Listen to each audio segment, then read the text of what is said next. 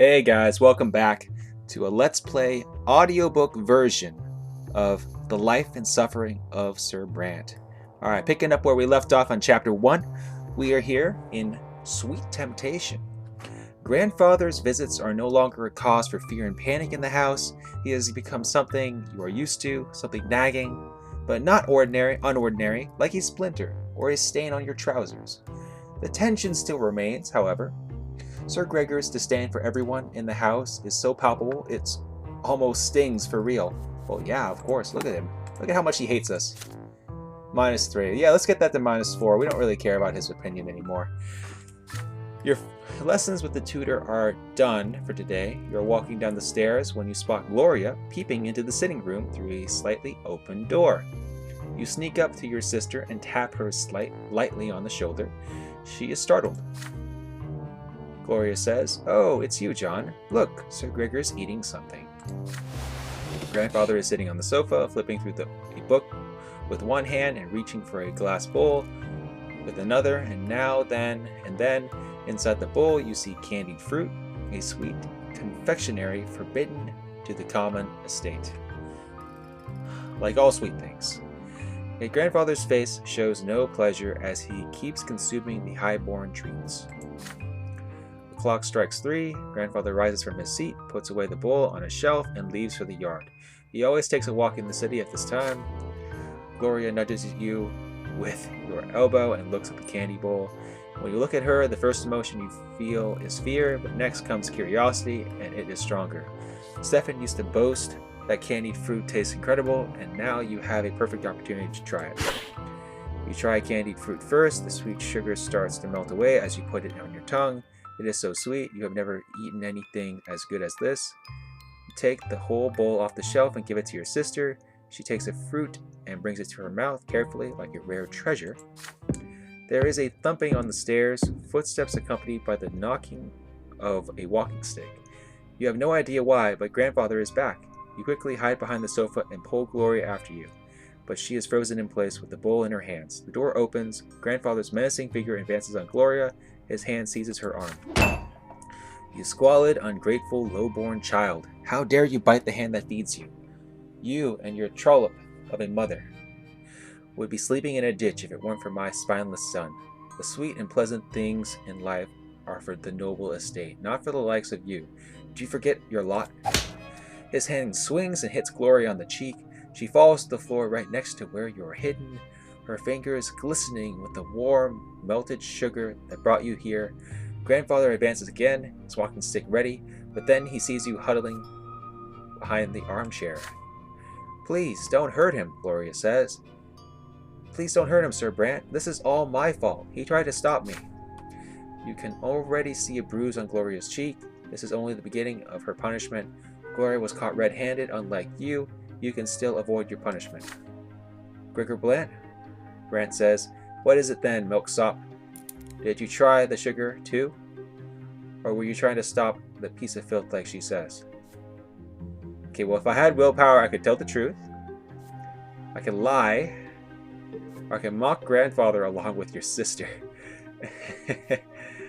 Yeah, let's do that.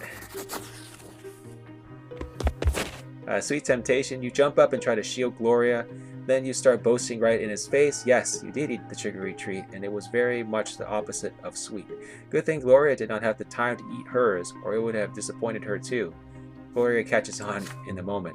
Yeah, sugary treats are for fat, noble kids, but they're gross to us. We're just commoners. You continue her train of thought. Why, we simply got curious after Stefan started boasting about it. He told us these treats are so good you can eat them forever. But no, your brother lied. Your elder brother lied. They are simply unbearable. But then again, what else would you expect from grandfather's darling Stefan? Grandfather's face is red with rage. He strikes you both with his walking stick, blow for blow. Gregor Brante says, "You dare mock me? I will not let this stand. Know your place, you foul, low-born scum." He keeps hitting you until he grows tired, and then he leaves you where you are, muttering in impotent rage. Soon enough, Mother comes in to find the two of you on the floor. Too afraid to move, she shakes her head in disappointment. You are badly hurt and covered in bruises, yet she still forces you to kneel and recite the precepts on the lots and how important it is to follow them. Gloria's face is bruised and swollen, but she still gives you a weak smile. We got him so riled up. 2 commoners made an honorable noble feel helpless. Makes all the pain worth it. Isn't that right, brother? Your entire body hurts from the heavy blows, but deep inside you are ecstatic. You stood up to the grandfather today. It is a victory you will remember for the rest of your life. Yep. Gregor hates us. Determination. Okay. That's good. But we need... Yeah, okay. Alright. Well, not too good. Not doing too good on this playthrough. Mother and father have been focusing on Nathan since the early morning. Instead of breakfast, you are told to say your prayers, wash your hands and face, and get dressed in plain white shirt. Today is the day of your sacrament. Nathan Brant says, Mother, I want to go play in the yard. Lydia Brant says, no playing today. You and John are big boys now. It's time for you both to have your first sacrament. No one can live without a lot. Nathan Brant says, I don't want a lot. Robert Brant says, be quiet and listen. You were born commoner, so you must accept a lowborn lot for the twins. When you grow up, you will get a chance to earn a noble lot. Mother and father take you to the carriage. Nathan is hungry. He starts whining. Grandfather is the last to get in the carriage. His eyes are on you and your brother, looking for every fault. Soon the carriage is moving along the streets of Anizanti, slowly and solemnly. One more turn and you see the massive white building marked by 2 massive pillars. For the first time in your life, you are to enter the Church of the Twin Gods. You enter the gate and walk under the splendid dome of the church. The church hall is divided into 2 halves. They are drastically different from one another. The floor on one side is rough, jagged, and covered in dried brown spots, while the floor on the other is made of smooth marble. The commoners kneel on the jagged floor, and the well-dressed nobles and their families sit on pews. Father and grandfather leave you to sit on one of the noble pews. Mother walks to the rough stone of the commoner's side and gets down on her knees. You see her wince in pain, for the lowborn estate shall suffer in the house of faith. The church acolytes surround you and lead you to the altar, where you and other children will take your sacrament that day. Before you stands a tall priest dressed in black, with a sword in one hand and a hefty whip in the other. Nathan whines grow louder. He dislikes this place. He is scared. You remain quiet, but your stomach roils in uneasy anticipation. The first child to take the sacrament is a jaunty little boy from a family of nobles. The priest extends the sword before him and recites the words of his lot. From this day forth, he shall fight and rule and pursue the arts, his mind now forever free from the throes of suffering, for he now belongs to the noble lot. The boy proudly touches the flat of the blade with his lips.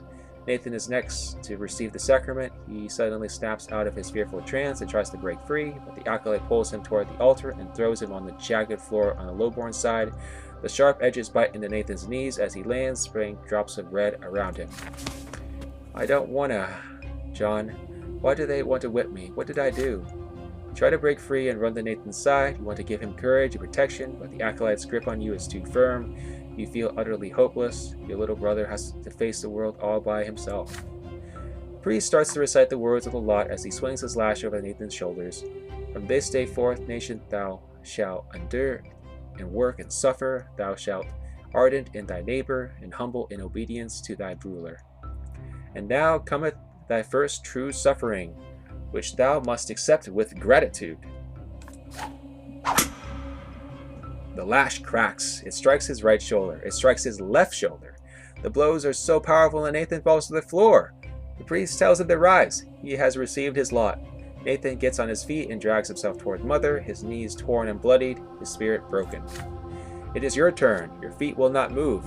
You can barely muster enough strength to walk to the altar.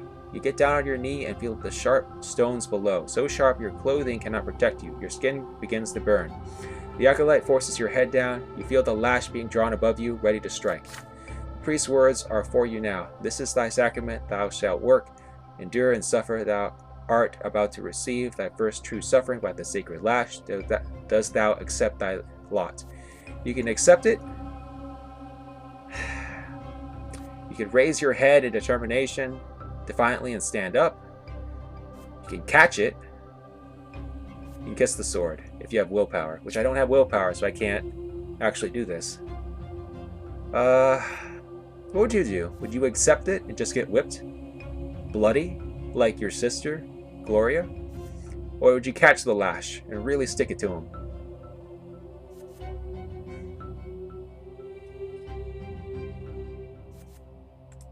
I'll be defiant. The lash strikes, but your hand flies up and intercepts it before it reaches your shoulder. The leather whip leaves a deep cut on the palm of your hand. Blood starts dripping down your arm, soaking your humble shirt with red. The furious priest yanks the lash out of your hands. The acolyte grabs you by the arms again. You will not be given a second chance to interrupt the sacrament. The lash cracks. It hits you on the right shoulder. You grit your teeth. Your back barely hurts at all. The real pain comes from the cut on your hand. The lash strikes again, this time on your left shoulder. You rise and walk away from the altar, swaying. You see things with surprising clarity now. The timid hand touches yours. It is Nathan, his fearful face, a mixture of confusion and awe. Mother takes your hand, leads you out of the church. Once you're outside, she scolds you for being insubordinate. Grandfather is the last to leave the church. His face is covered in red, angry blotches. There is a quiet fury in his voice as he says something to Father, who remains quiet and miserable as you walk to the carriage. Oh my goodness, perception went down? Determination went up. Oh my gosh. You defied a powerful will that day. There is fear inside of you, fear that this will might one day destroy you.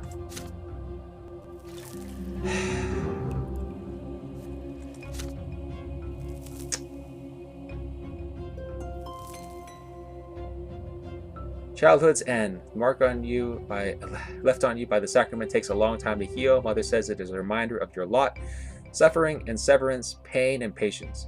Gloria shows you the mark of the lash on her shoulder. One day it will never disappear.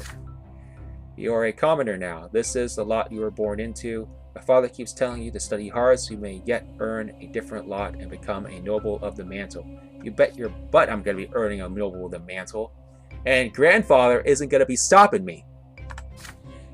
You recall the past with warm sadness. When Stefan still lived with you, or when he wrote to you for a short time after he left, now he thinks it beneath him to write to the commoners in his family. Mother didn't lock herself in the bedroom as often back then. This changed shortly before Nathan was born. But most importantly, you missed the time before the terrifying figure of your grandfather was constantly looming over you. You learned the true power of the lot only after the head of the family arrived. In grandfather's eyes, no commoner deserves to be treated with kindness. Is this just him, or is it the way of the world, entire world? The very thought makes you queasy. You are older now, and what's more, you are an elder brother now.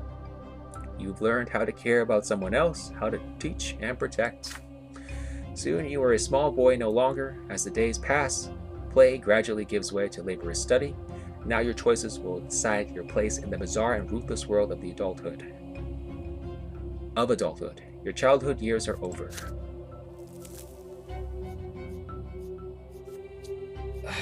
Well, I focused entirely on preserving the family unit, on unity, except for grandfather. He can just perish. I don't care about him. And my stats, I mean, John Brandt is just terrible. 1 perception, 2 determination. That is terrible right there. I mean, remember what the option said. There was an option for 4 perception, for 4 determination, and my willpower is -5, so I won't even have any carryover for next time. It's gonna be tough moving forward. I think this game might end early. Yeah, I think this game might end early, guys.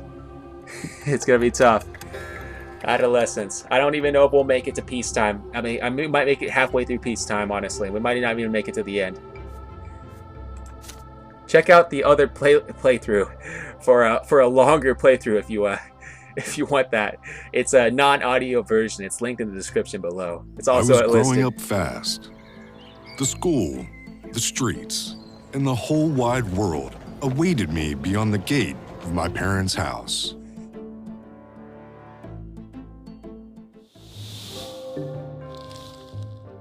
Adolescence, Chapter 2. Guys, if you have better suggestions of what choices I should make, please drop a comment below. Honestly, I'm recording this almost in real time, so if you comment, I'll probably get to them like within the day. because I can't keep this up. If I keep having these low scores, this low determination and perception, you better believe it. I'm not going to survive. Honestly. Maybe we'll do a co-stream.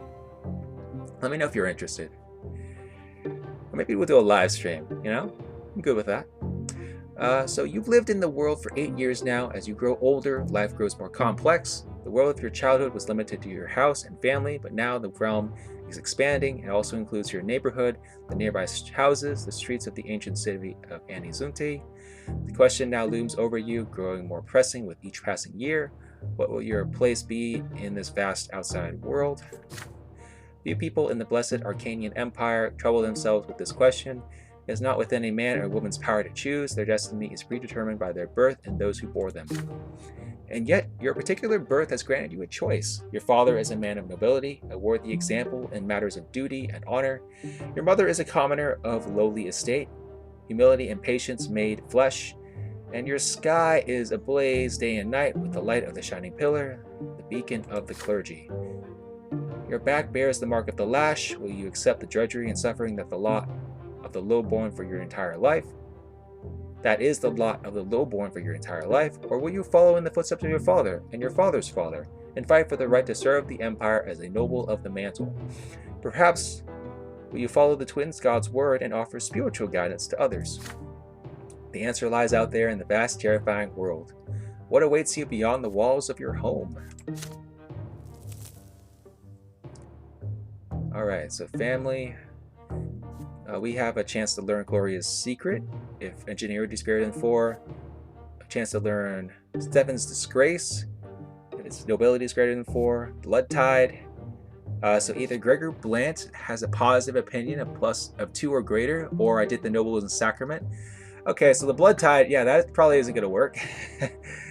And Nathan's admonish.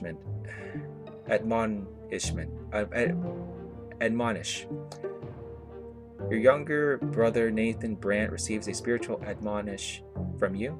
Okay. You also have a chance of you express your first romantic feelings. Revelations of the tree. Except I didn't get an epiphany, unfortunately. And then saving Sophia. I want to do this. Let's be a hero. That's what the point of this journey is. I chose the hero's choices, so definitely I'm going to get the willpower. First thing I'm going to do is try to get the willpower. Nobility. So this is going to represent how noble your thoughts and deeds are in pursuit of honorable ideals. It reflects your chances of becoming a noble of the mantle, and the future skills are crucial for the noble estate. Okay, so I'm going to try to be noble. That's going to be very important moving forward. Ingenuity represents how quick-witted you are and how skillful you can manipulate a situation to your own end. It affects your ability to survive without the privileges of nobility, and future skills are crucial for a commoner. So, okay, so nobility first, ingenuity second. Your aspirations to unlock mysteries of creation, explore the divine and the mortal world, the people around you, and yourself. It affects your ability to become a priest and future skills crucial for the clergy. Okay, so we want to become a noble, we want to become a judge, and we want to become a hero of the revolution. So we're going to try to focus on nobility here. Yep, willpower basically gone. Now we have 3 more unlocked. Relationships. No relationships yet. Okay, simple. Map of the Empire. So we'll just do a quick scroll through, just let you guys kind of experience it. You guys can pause it on your own, take a look if you want. It's a map of the area. You know, Empire is quite large. It's really great lore here.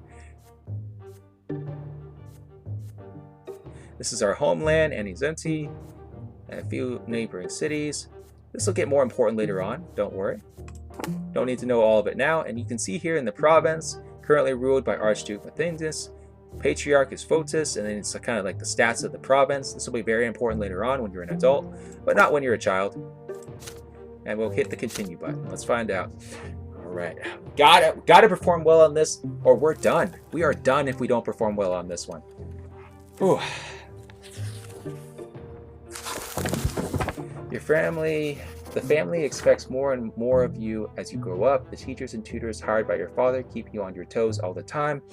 Your life these days is dedicated to studying for your future, for the future of the Brant family. Your younger brother Nathan keeps growing up too. You can hold a conversation now. You never refused him when he comes to play, provided you have a bit of free time between your demanding lessons. It is a rainy day today. Mother and father have gone to the ball. They left Nathan in your care. You lose track of time over the books in the sitting room, and Nathan goes off alone to splash in the creek. Soon you hear his voice begging you to come outside. He is on the porch, sobbing and all covered in dirt. You walk up to him as he continues to brawl. It's all that kid. He pushed me into the dirt and called me names. He said I was fancy pants fool. I said, I'll call my brother. He's still there. You have to go punish him, John. Nathan points to a lopsided wooden house further down the street where the poor artisans live. You see two boys lingering there on the porch. They are clearly both commoners, but far from poor. One of them is almost as tall as Nathan, and he frowns in a funny way, just like him. The other looks older, almost your age, but he is more broad-shouldered and taller. His name is Thomas. Or Thomas. You've heard it before. There, John, that's him. Nathan points at the younger boy and hides behind your back. Thomas grins and rolls up his sleeve to reveal strong forearms. He must have been helping his father with manual labor for quite some time. Listen up, rich boys. I don't give a damn about you or your friendship. We don't let nobody call our home a stinking rat hole. Your little brother earned his ditch dive. Maybe next time he'll dress normal and stop picking fights with people who can throw him in the mud. Your hand clenches into fists before you react. Nathan called them names first, but no wonder they did the same. That's how it goes. But pushing your brother into a ditch is too much. Thomas stands tall and confident. He sees no threat in you. You're about to get ready for a fight when you feel a tug on your sleeve. You turn your head to see Nathan, the one who started the whole mess. Alright, so I have an option here. You can teach him a lesson. This will probably be nobility. Probably a good one, right? Yeah, probably nobility, beating him up, defending your brother. Say your brother is to blame. I'm not sure about this one. This is turning on your brother. Why would they put this option in here? Is there a reason? I mean, think about it. You tell me. Is there a reason why anyone would pick this? Would you blame your brother? Resolve this matter peacefully. You do your best to reason with Thomas to avoid a fight. This seems like ingenuity, reasoning your way through this. Yeah, and then listen to your brother. Nathan keeps tugging on your sleeve. It seems he has something important to tell you. Now, we got to remember, gotta save Sophia. We gotta have willpower. And, you know, this is a benefit of me playing last time and failing at this exact moment. The event for Sophia comes up pretty quick. So I want willpower, but I don't know which one gives me willpower because we're in Ironman mode.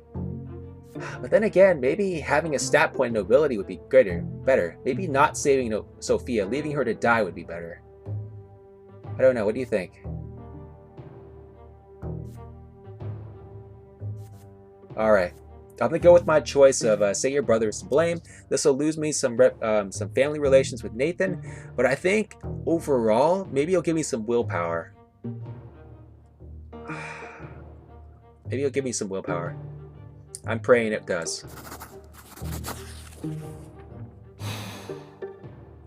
It takes you a few moments to compose yourself and quell your rage.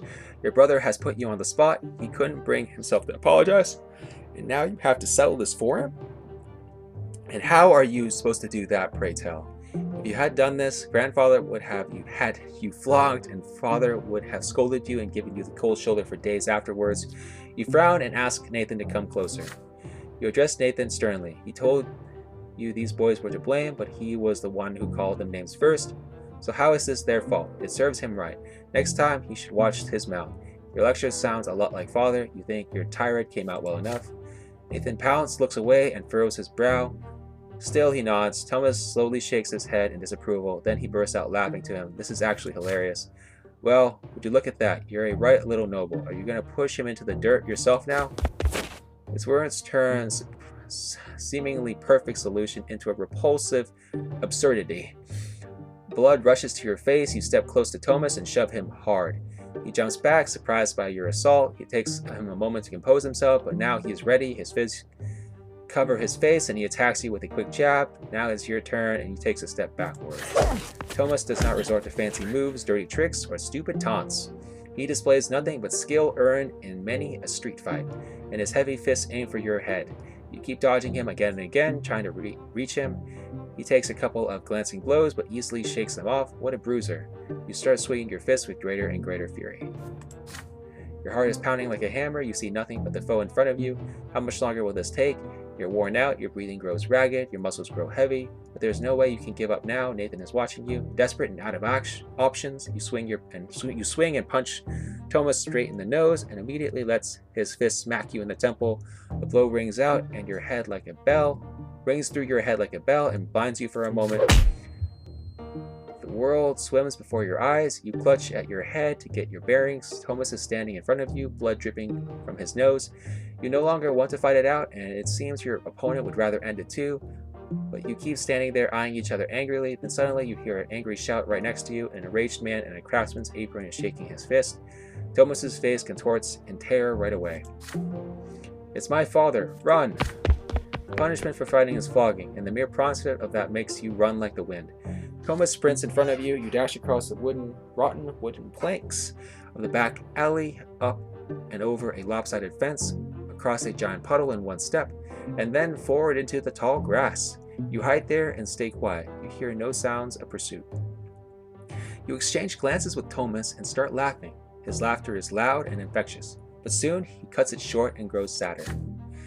Hey, I'm gonna get flogged anyways. My dad always quick to give me a beating. And then he'll start nagging me about the lots and the prayers for days like he always does.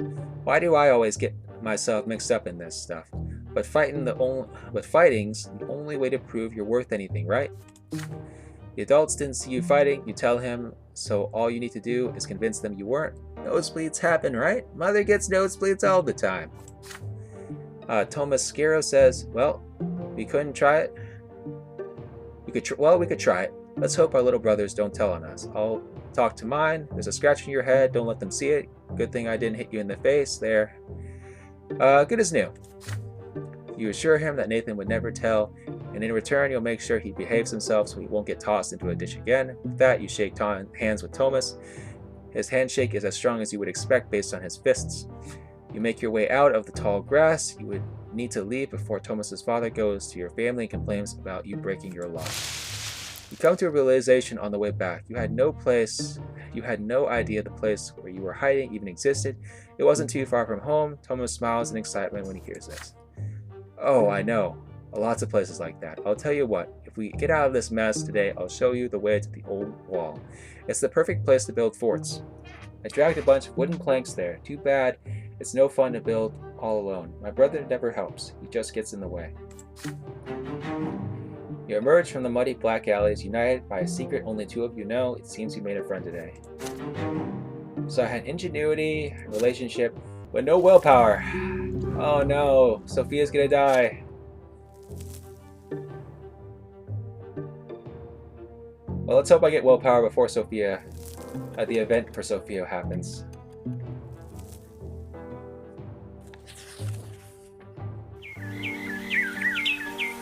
Riders on the road. It is blistering hot today, even for the sun-parched land of Magra. As soon as you are done with your studies, you dash outdoors and out of the stuffy room. You and Thomas roll up your shirt sleeves, but it barely helps. You would gladly go shirtless had you only been in the company of other boys. But there are three girls in the yard today. They are doing the laundry in a big wash tub, whispering and giggling. If you could, you would gladly keep watching them. One of them at work. She has big eyes of deep blue. Her dark hair is braided, and her plain gray dress is mended and patched all over. Her name is Sophia. She throws her head back a little when she laughs. The rays of the sun are reflected in her eyes. You, Thomas, and the other boys keep telling silly stories, anything to make her laugh. Oops. Sophia says, "You sure love telling tall tales, John. Oh, I remember this one time." But then Sophia hears a voice calling her home. She nods to you and runs across the street, smiling. Her light steps carry her forward, but her eyes look elsewhere. But then a stone on the road catches her foot. She stumbles and falls flat into the dust. The street starts shaking with a thunderous news. Riders appear on the road from around the corner. They bear a coat of arms you recognize right away. A sable serpent blade upon a field of dirt. It symbolizes the Milandius dynasty, the family of your province's archduke. The horse dashes forward. A lost wooden toy on the road crashes under their hooves. They will not slow down. They are nobles. The rest must make way for them. Sophia is in their way, just now starting to get back on her feet. Her mother is crying for her, desperate, from behind the fenced door. You freeze in terror. The riders surely see the girl. Are they going to stop? Are they going to trample her? In only a few moments, the beautiful girl will be crushed, toppled, trampled, and crushed. Oh my god, I want to save her. But my willpower is just too low. Oh. And then you stay where you are. You let her die. It's terrible.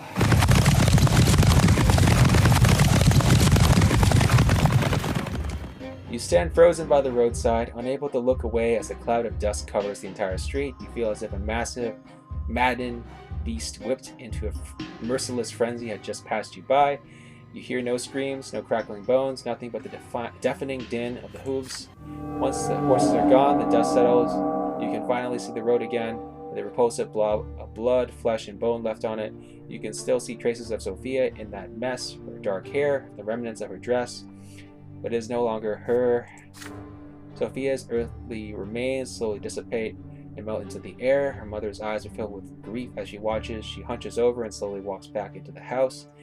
You can still hear the riders far away down the road.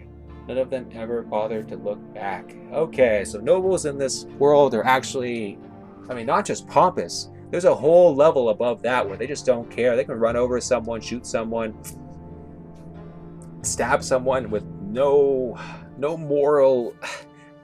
Their moral compass is so broken, it doesn't even compute for them. Your friends walk away at a loss for words, making your way home, dazed by what you have seen. You are still dazed as you retell these events to Mother, unable to look up from the floor. After a moment of silence, she embraces you and calms you down. Poor girl, what a terrible, painful death. But you must know that it was not her true death. By the twins' mercy, we are all given enough time in this world. Should you die before your time, you'll be brought back by her grace. For 3 times they will be rescued from a terrible fate, but the 4th death is true and final for all. Every loss of life we were granted at our birth is a heavy blow to us, but the gods told us not to mourn a lesser death. Everybody will keep on living as though nothing has happened, even Sophia's parents. Their family is poor, they have no family crypt like we do. When the girl's soul comes back to life, her body will be reborn in the city church with all her wounds healed. Do not mourn her, my son, but thank the twin gods for their justice. You see Sophia by her house a few days later, and she looks completely fine without so much as a scratch. The other children tell you that her parents now forbid her to leave the yard after dying such an early first death. You call out Sophia's name, she looks at you briefly, then walks back inside. Well, of course, you failed to save her. Sophia never talks to you again. Yeah, okay.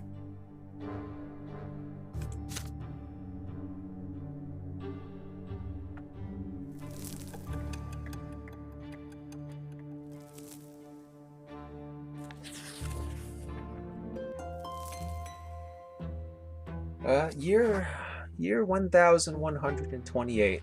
Fall. Soil and gunpowder. Sophia disappeared after the terrible incident with the horses. Her friends gossip that her parents sent her off to serve a rich noble dynasty. You haven't seen each other since that day, but you still remember Sophia's eyes, the sunlight shining in them. But no matter what, life goes on. You are 10 years old now, your studies continue, and you are learning more about the land you live in. Enizuti is an ancient city in an imperial province by the name of Magra. All soil in Magra was turned to ash eons ago, scorched by magic during the rebellion of Duke Char Melindius. The magical arts are all but gone now, but the scorched earth has remained barren and infertile ever since. Since then, the entire province has lain bare, tormented by cold and scorching winds in equal measure, with few precious plants taking root on their own. All fertile land in Magra is brought elsewhere and brought here by an endless caravan of carts and carriages. To pay for food and soil, the cities of Magra become skilled in many trades, primarily mining and digging for metals and stones. Last fall, there was an explosion just outside the city, followed by clouds of thick smoke. The first such incident frightened the citizens, but then explosions and smoke became an everyday occurrence. Soon, everyone grew used to it.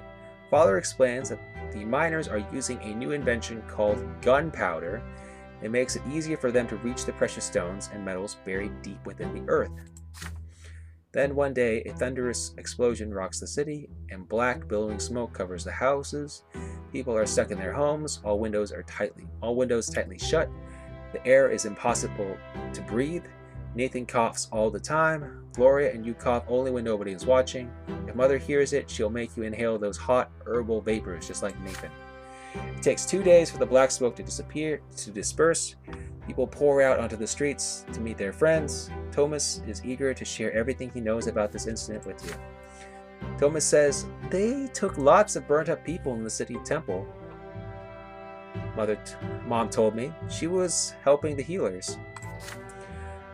There are many rumors. Some claim it was the work of a beast stirred from its slumber, while others say it was the surviving witches that continued to threaten the order and the empire with their accursed powers. But as for you, you patiently wait for Father to come back home, and then you'll ask him about it. Father spends day and night working at the prefecture, while Mother spends all her time in prayer. It takes a full week for Father to finally come home, and he's almost completely spent. You muster enough courage during dinner to ask him what happened outside the city. Father raises his head, his face is bleak, wearing a mask, and starts muttering his proclamation. It's almost as if he doesn't hear you. Robert Brant, it's the mine outside the city. They were trying to get into a vein of ore. There was an explosion.